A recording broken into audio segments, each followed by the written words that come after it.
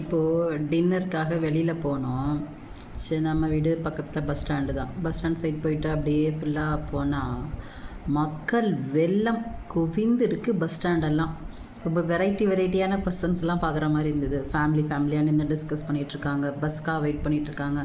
இந்த பொங்கலுக்காக பாவம் எவ்வளோ தூரத்துலேருந்து எவ்வளோ தூரத்துலேருந்து வந்திருக்காங்கன்னு தெரியல. ஏன்னா ரொம்ப லாங் போகிறாங்க. ஏன்னா இன்றைக்கி சாட்டர்டேவே கிளம்புறாங்க எல்லோரும். நாளைக்கு போய் கொஞ்சம் ரிலாக்ஸ் பண்ணிவிட்டு அப்புறம் அவங்கவுங்க ஜாபுக்கு போவாங்க அப்படி போல். ஃபேமிலியாக குட்டீஸ் பிள்ளைங்களாம் வச்சுக்கிட்டு எல்லாம் நின்றுட்டுருக்காங்க.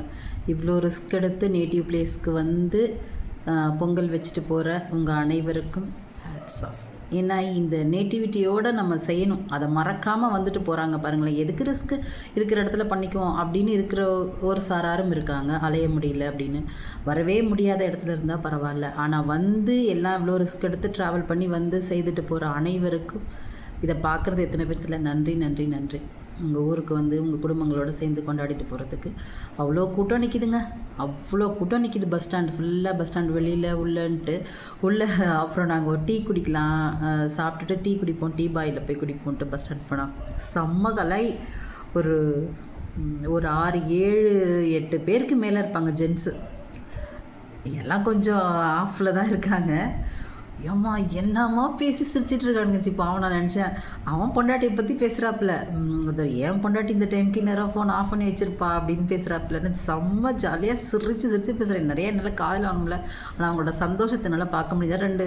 கொஞ்சம் ஃப்ரெண்ட்ஸ் வெளியூர் போகிறாங்க போல், அவங்க சென்ட் ஆஃப் பண்ணுறதுக்காக வந்திருக்காங்க. அப்படி ஜாலியாக பேசி சிரிக்கிறாங்க. இவங்கெல்லாம் இங்கே சிரிக்கிறதா, வீட்டுக்கு போய் கண்டிப்பாக ரைடு இருக்கும் அப்படின்னு நான் நினச்சிக்கிட்டேன். எல்லாம் சரியான நான் என் பையன் எங்கள் வீட்டுக்கார எல்லாம் பொண்ணு பார்த்து காருக்குள்ளே உட்காந்தோம். நாங்கள் உள்ளே இருந்தது வெளில தெரியாது. டீ வாங்கி சாப்பிட்டு பார்த்தோம்னா செம்மையாக ஜாலியாக பேசி சிரிச்சிட்டு இருக்காங்க. மச்சான் அது மச்சான் இது எல்லாமே 35+ தான் இருக்கும். அந்த ஸ்டேஜில் உள்ளவங்க நான் பேசிட்டு இருந்தாங்க. ஒரு ஸ்டேஜில் கவனிச்சிட்டாங்க, நாங்கள் கவனிக்கிறோம் அப்படிங்கிறத கவனிச்சிட்டாங்க. அப்புறம் நாங்கள் மூவ் பண்ணி வந்துட்டோம். அந்தளவுக்கு எல்லாமே ஹாப்பியாக இருக்காங்க. ஹாப்பியாக இங்கே என்ஜாய் பண்ணிட்டு அது ஊருக்கு கிளம்புது. ஃப்ரெண்ட்ஸ் அனுப்ப வந்துட்டு போகுதுங்கன்னு நினைக்கிறேன். நான் ஜாலியாக பேசிட்டு அது மாதிரி எல்லாம் ஃபேமிலி கிட்ஸ் எல்லாம் நிறையா வச்சுட்டு கார் வச்சுக்கிட்டு நிற்கிறவங்க நிறையா இருக்காங்க. ஸோ எல்லாருமே பொங்கல் நல்லபடியாக கொண்டாடிட்டீங்க. எல்லாம் பத்திரமா ஊர் போய் சேருங்க. உங்கள் அனைவருக்காகவும் எந்த அசம்பாவிதமும் நடந்துடக்கூடாதுன்னு கடவுளை நான் வேண்டிக்கிறேன். எல்லோரும் பத்திரமா அவங்கவுங்க பிளேஸ்க்கு போகணும். இறைவா அவங்க அனைவரையும் பாதுகாத்து கொண்டு போங்க. ரொம்ப நன்றி.